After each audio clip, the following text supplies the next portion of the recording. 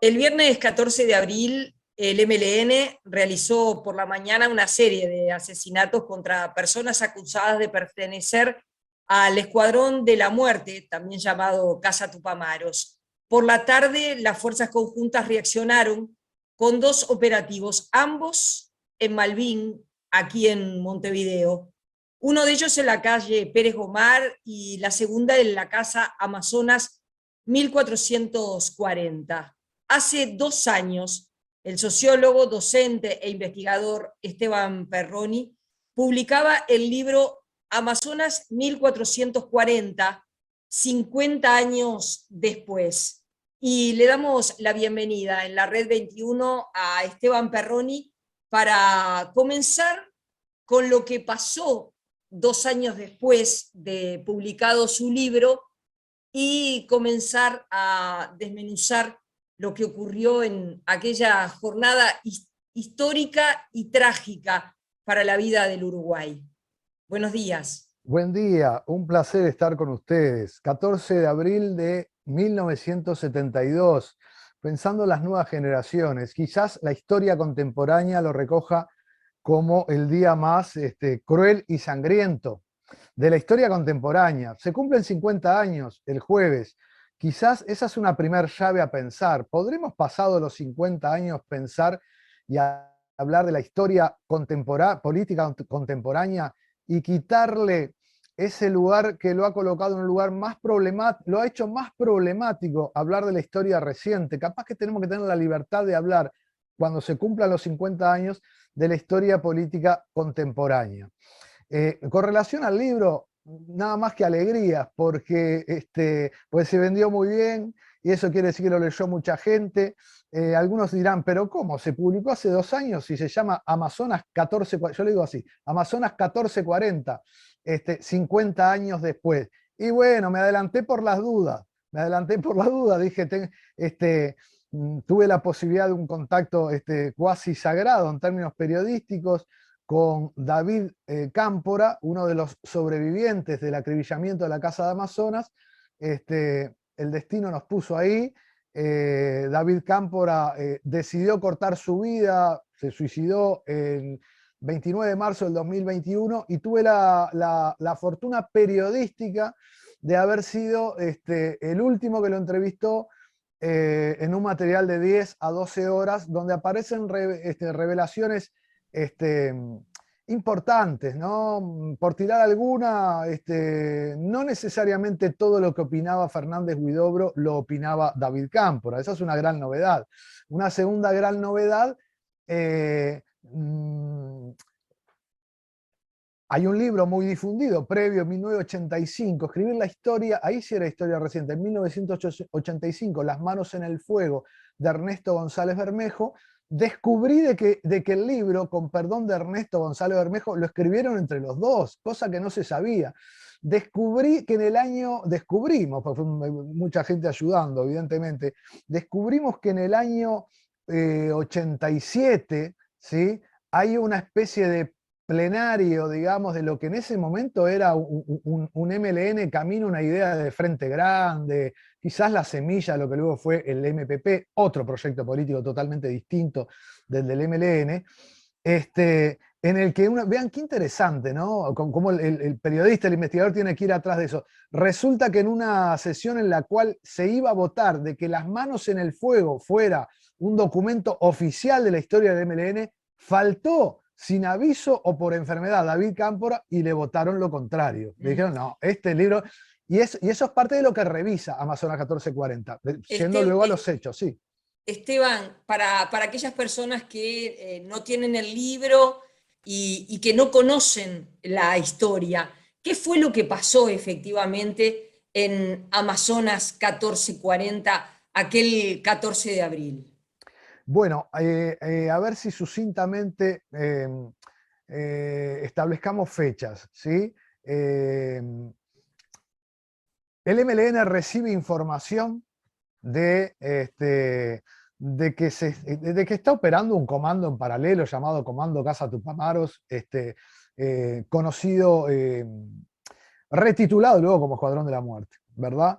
Es detenido el 24 de febrero del año 72 el fotógrafo, luego confirmado, ¿verdad? Que era el fotógrafo del Escuadrón de la Muerte, hoy preso, ¿sí? En prisión domiciliaria actualmente, Nelson Bardesio.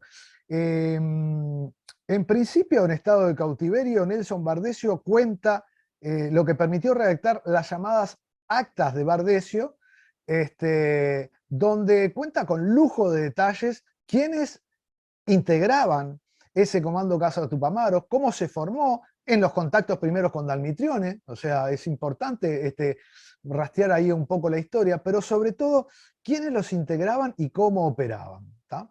Esas declaraciones fueron las que permitieron al MLN marcar sus objetivos militares políticos o políticos militares a gusto del consumidor, entre los cuales estaban evidentemente esos objetivos del 14 de abril. Le pongo un poco de contexto político para que no queden que murió fulano, murió mengano, y tengamos un poco más una idea más acabada de los acontecimientos. Esas decisiones, lo que llamó el Plan Hipólito, para los más interiorizados en el tema, las decisiones que toma el MLN el 16 de marzo de 1972, y bueno, políticamente lo que era un paso a paso pasó a ser un vayamos en un día por todo. ¿Tá? Análisis político, se hará en otro contexto. Lo concreto es que el 14 de abril había, y esto sí es información muy nueva, había 6 objetivos claros, cuando no 7, se los nombro. Objetivos para el MLN, objetivos militares, ¿verdad? El capitán de navío Ernesto Moto, o voy mejor para los hechos y entonces se los nombro. ¿Qué les parece? Sobre las 8 de la mañana, primer atentado, asesinato, operativo, póngale el nombre de donde usted quiera leer los hechos, pero evidentemente se trató de un asesinato, esta es mi opinión, de Oscar Delega. Oscar Delega, integrante del Escuadrón de la Muerte, en el cual muere, como efecto colateral o no, el agente Leites. El agente Leites que, bueno, acompañaba a Delega a todos lados, pero no era un objetivo en sí de estos atentados del MLN. A las 9 de la mañana les decía al capitán de navío Ernesto Moto, que era el lazo de inteligencia entre la Marina y la policía de Montevideo, sobre todo más que la policía de Montevideo, el departamento 5 de información e inteligencia, liderado por Víctor Castiglioni en primer lugar, que era el director general, ¿verdad? Ahí tenemos un segundo atentado, exitoso a los ojos y planes del MLN. Tercer atentado que estaba previsto para las 8:30 de la mañana, y por un desperfecto mecánico de uno de los autos se concreta a las 10:20 de la mañana, disparan desde el templo metodista de la calle Barrio Zamorín y Canelones hacia la casa de el subsecretario a partir del año 71 del Ministerio del Interior, Armando Acosta y Lara. Lo asesinan. ¿Le gusta así? Lo asesinan. Ok, después usted pregunte y averigüe por qué. Según, insisto, las perspectivas acá hay que ser delicado en cómo adjetivar los hechos, pero de algún modo hay que llamarle, porque de estas cosas necesitamos hablar. ¿Sí? Toda la información que tiene Amazonas 1440, toda la que recogimos como consecuencia de la publicación del libro, es información que debe ser pública. Digo, no tiene ya sentido guardar nada, y es la única forma de que el Uruguay pueda, esto es una opinión personal, con la información encima de la mesa, cerrar y dar vuelta de algún modo la página. Sin información va a ser imposible. Sobre las 11:15 de ese mismo día, en el Cerrito de la Victoria, lo que se suponía históricamente que era un asesinato era la intención de secuestro. Esto fue revelado por búsqueda, y la fuente fuimos nosotros hace un año atrás. Miguel Sofía iba a ser secuestrado, no asesinado. No asesinado. Ese secuestro fracasa. Ese fue el único enfrentamiento que hubo. Los demás fueron o asesinatos o acribillamientos. En el único enfrentamiento a tiros, si le gusta de este modo, en el medio de la calle, en Cerrito de la Victoria, mueren 2 integrantes del MLN, el chofer, que era Jorge Grob, y Norma Pagliano, alias Lía, que les estaba haciendo la defensa de los jefes que huían del lugar ante el fracaso. Entre esos jefes estaban Bueno, el que tengo seguro en este momento, perdón, para no cortar la nota, el que tengo seguro es ni más ni menos que Gabriel Schroeder Orozco, alias Joaquín. Eh, con esa información disponible, teniendo desde hacía días eh, intervenido el teléfono de la casa de Amazonas 1440, donde estaba ni más ni menos que todo el comando central de los operativos, bajo el mando de Eleuterio Fernández Huidobro, acompañado, escondido en el berretín de Amazonas con David Cámpora, con esa información disponible a esa hora, como decimos en Amazonas 1440, como lo han dicho también los protagonistas, otros protagonistas, era un esquema de ellos o nosotros. ¿Ah? Y en ese plan sale a responder primero a Pérez Gomar 4392. Primero, eso también la historia y la historiografía de distintas fuentes, sobre todo las oficiales MLN, le llamo. Los relatos oficiales MLN no han dado en la tecla o no han querido dar en la tecla. Es sobre la 1:15, el acribillamiento en este caso, porque no hay armas, ni defensa, ni combate, fue un acribillamiento en el cual mueren 4 integrantes del MLN, después podemos dar los nombres para aquellos que... Candán Grajales, Armando Blanco Catraz, Gabriel Schroeder y Carlos Rovira. ¿Sí? Y después viene Amazonas. Amazonas es sobre las 2:15, 14:15 del viernes 14 de abril de 1972.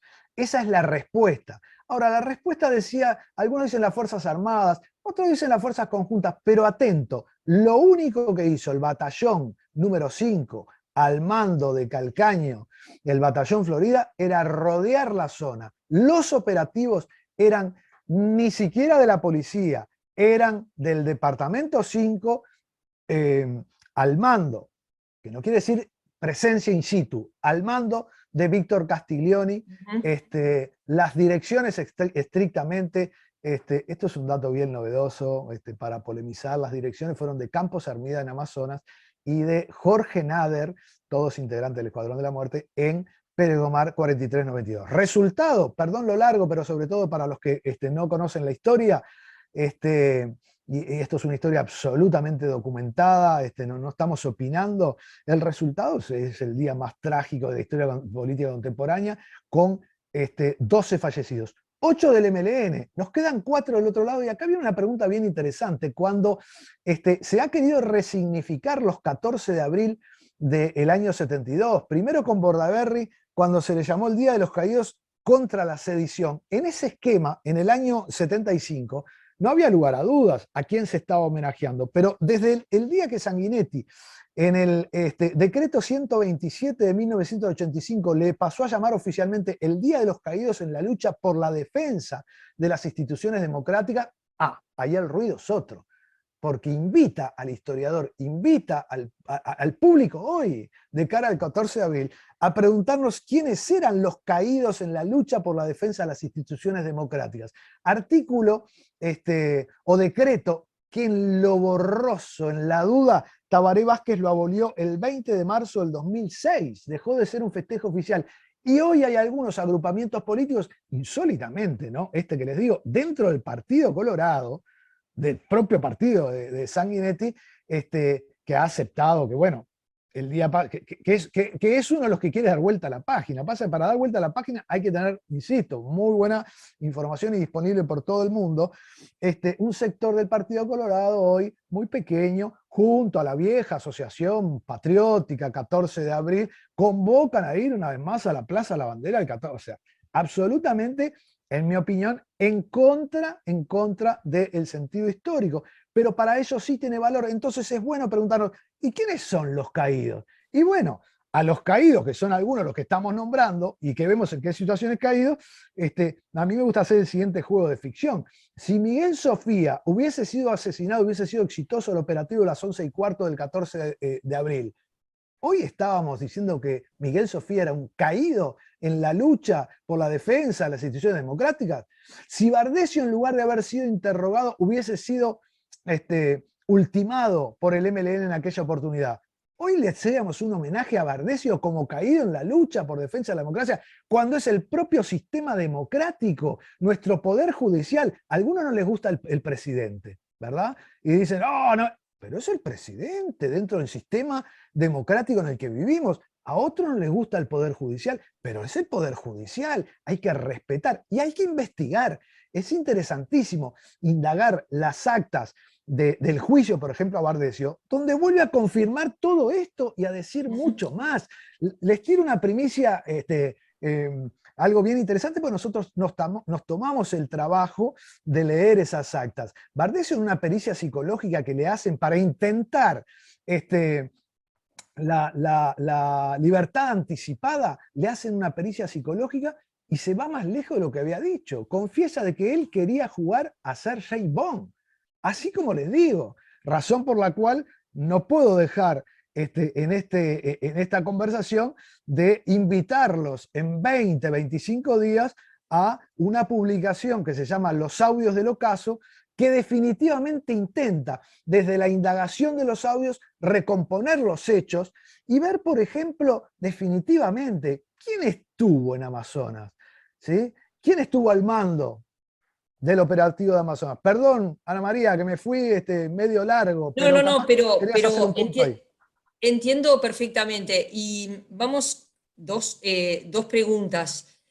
Por un lado, que en la Red 21 va a adelantar unos 3 minutos de esos 21 audios, y me gustaría que hicieras un resumen para aquellas personas que van a entrar a los audios para que sepan, por un lado, qué es lo que van a escuchar, y por otro lado, preguntarte por los dueños de casa de Amazonas 1440. Bueno, vamos a empezar por el final. Los dueños de casa de Amazonas 1440, sobre todo Luis Martirena, el dueño de casa, aunque, bueno, eso es parte de lo que va a salir en los seguros casos. Y Beth Jiménez era integrante del MLN, no era una ama de casa que hacía lo que le decía el esposo, ¿no? Ellos tuvieron una cuestión muy peculiar para toda esta historia, y jamás vista en un movimiento guerrillero, vamos a decir, que eran clandestinos y cobertura al mismo tiempo. Razón por la cual era muy peligroso los días previos al 14 de abril, y el 14 de abril no hizo confirmar más que algo que se veía como muy, muy probable, ¿verdad? En un movimiento guerrillero, o vos sos cobertura o sos clandestino. Las dos cosas no se puede ser. Y bueno, esto cuenta a los que quieran introducirse en Amazonas 1440. ¿Qué más decir de Martirena e Ivette, de Luis e Ivette, que fueron vecinos del barrio común y corriente, y que son los que han generado en Malvin una gran sensibilidad hacia la casa? Yo, como habiendo nacido en este barrio, conociendo mucho la casa, teniendo muchos relatos de ellos, simplemente traté de volcar en el libro una sensación de solidaridad frente a una situación que no fue un intercambio de balas, fue un acribillamiento, ¿verdad? Eso daría para largo. Preciso contestarte la otra pregunta, Sí, Ana. Yo te diría que previo a lo que vamos a escuchar es qué se busca con esto. Porque si no, no tiene sentido. Si no es un juguete, escucho unos audios donde habla gente en códigos en el marco de un estado de guerra. Por más que al MLN no le gusta reconocer, la guerra estaba planteada. El estado de guerra que vota el Parlamento el 15 de abril lo que hace es consagrar lo que ya existía. Los audios lo que buscan, 21 audios, en una página que se llama compartimentados.uy. ¿Qué es compartimentados.uy? Que quedará a disposición de ustedes después de esta nota. Es una película audiovisual que está en desarrollo, a cual me invitaron para colaborar en el guión de esa película, y hemos decidido, como ejemplo, no como ejemplo, decir, bueno, esto es importante que esté a los oídos de todo el mundo, y así quedará completamente después de la publicación del libro Los audios del ocaso. Pero transitoriamente hay un compendio de esos audios, que es lo que ustedes van a escuchar, que lo que están ilustrando es un trabajo que se está realizando de testear de quién son las voces, ¿tá? Y hay voces de los dos bandos, porque después que la casa es acribillada y tomada por el Departamento 5 de Inteligencia, las grabaciones quedaron Entonces eso también es un material de investigación imprescindible para ver cómo operaron en los momentos más calientes, qué decisiones tomaron cuando los cuerpos de Pérez Gomar aún estaban vivos, ¿verdad? Después del acribillamiento. Y hay una consulta, por ejemplo, y esto les anticipa parte de lo que van a escuchar, trate después de escuchar y ver la nota de nuevo, hay un anticipo de qué hacer con los cuerpos de Pérez Gomar que queda grabado, increíblemente queda grabado, y es un testimonio fabuloso en términos históricos a esta altura de los tiempos. Entonces lo que queremos chequear, ¿y por qué se liberan esos audios? Se liberan estos audios porque son los que ya tenemos certeza de quiénes están hablando, pero estamos trabajando sobre todo, lo que es más relevante, entre otras cosas, aparte de esto que les acabo de contar de los cuerpos vivos moribundos de la casa de Pérez Gomar, es definitivamente testear y confirmar la hipótesis de que Víctor Castiglioni no estuvo en Amazonas 1440. Entonces se está tratando de descubrir la voz de Víctor Castiglioni. Y una cosa fabulosa que me autoinvito para una nueva entrevista, Ana, es que ha aparecido la voz de Castiglioni. Ha aparecido la voz de Castiglioni. El tema es dónde y en qué situación, y eso es lo que se está chequeando en este momento. Por eso no hay un acto de mezquindad o un acto de marketing, de decir, ay, tiro los 21 audios, no. Estamos tirando lo que tenemos certeza. Entonces, ¿qué es lo que estamos escuchando ahí? Bueno, algunos intercambios de Martirena con Bassen, muy interesantes en torno a la invitación a tomar en ese estado de guerra un vino Concha y Toro. ¿Qué es lo que estamos escuchando ahí?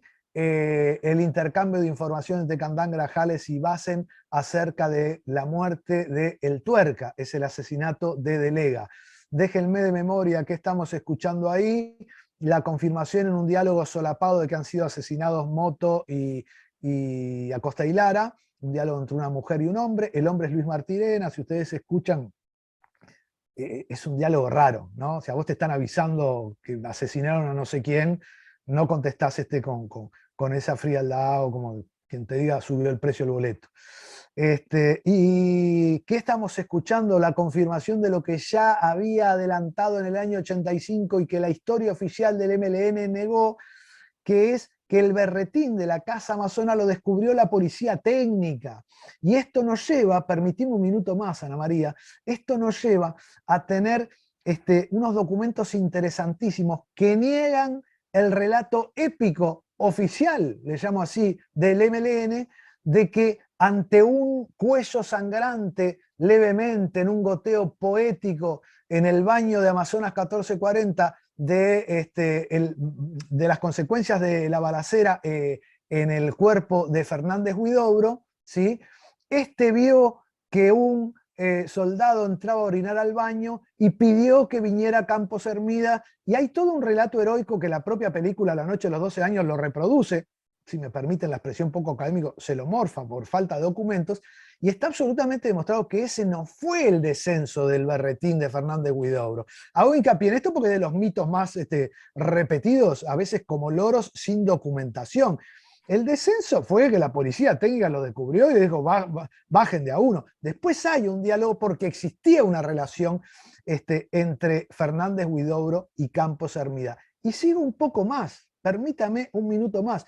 Es bien interesante esto para entender, por ejemplo, lo que quiero archi recomendar tratándose de este medio, las páginas 166, 167, 168 y 169 de Amazonas 1440, porque ahí se testimonia lo que ocurrió el 14 de abril de 1993 en el diario La República, ¿verdad?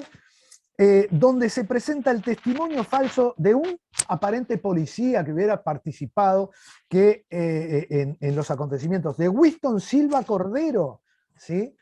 Y lo que descubre, entonces los invito a leer el libro, titúlenlo, polemicen en el sentido, investiguenlo, se descubre, documenta, me hago responsable de lo que estoy diciendo, porque están los documentos acá, se documenta que el testimonio de Winston Silva Cordero es falso. Es un testimonio que culpaba del acribillamiento directo de, sobre todo de Ibel Jiménez y de Luis Martirena, a Víctor Castiglioni. Cuando nosotros tenemos pruebas sobradas de que Víctor Castiglioni no estuvo en Amazonas 1440. ¿Quién llevó el testimonio al diario? Eleuterio Fernández Huidobro, ¿verdad? Eso es una apunte interesantísima a indagar. Pero ¿quieren más? Está acá el testimonio de quien era el editor en ese momento general del diario La República, que es el periodista, el escritor, y ni más ni menos, en su primera juventud, que es ex integrante del MLN, Fernando Butazzoni. Fernando Butazzoni, cuando se lo contrapone en este libro, Amazonas 1440, contra las declaraciones llevadas de Winston Silva Cordero, les doy el remate nomás, pero es imperdible, más estando en este medio, ¿verdad? Bueno, la historia es así. A veces hay que revisar y ajustar un poco los documentos que algún día se publicaron. El tipo a mí, desde un principio, pregunta, ¿cómo era el vínculo con Huidobro en la República? Perdone que les tire esta joya, señora Ana María Mirraji. Conmigo era malo, dice Butazzoni. Yo tuve un par de llamadas telefónicas de él. Me decía que investigara unos bolazos de un tipo que había denunciado en el semanario Mate Amargo que había recibido una Coca-Cola con un clavo adentro. Misterios persecutorios de ese tenor. Ustedes dirán, Esteban Perroni está loco, ¿no? No, yo estoy contando lo que me dijo para este libro Fernando Butazzoni. Hay que hablar urgentemente con Fernando Butazzoni, los que aún tengan dudas, y confirmar qué validez tuvo ese testimonio de este soldado y por qué se hizo. Bien. En plena apertura, porque las causas se abrieron en el año 92, esto fue en el año 93. Déjeme rematarle, Ana María.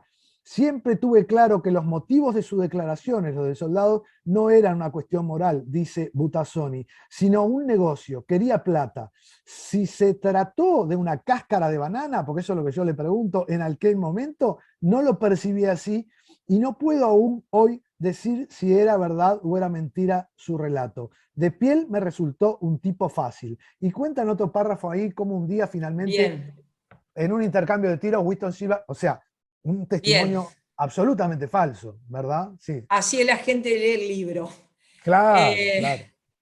Y además esperan por el próximo. Esteban, gracias por la entrevista, ha sido un gusto. El gusto es mío, muy agradecido.